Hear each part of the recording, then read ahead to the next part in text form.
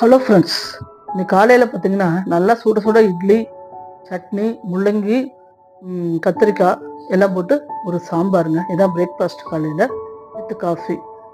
அடுத்து பார்த்தீங்கன்னா நேற்றுக்கு போட்ட துணி காயவே இல்லைங்க. ஒரே மழை பெஞ்சிக்கிட்டே இருக்குது.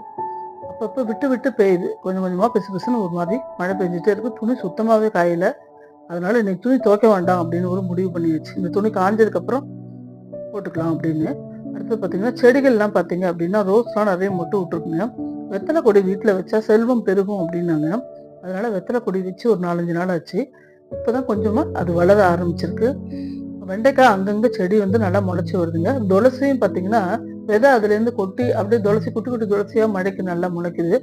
நல்லா இருக்கு, பார்க்கவே ரொம்ப சந்தோஷமா இருக்கு. செடிகள்லாம் நல்லா இருந்தாலே, வீட்டில் உள்ள செடிகள் நல்லா இருந்தாலே நம்ம நல்லா இருப்போம் அப்படின்னு அர்த்தம். அதனால வந்து ரொம்ப நல்லா இருக்கு பார்க்கறதுக்கு. எனக்கு மனசுக்கு சந்தோஷமா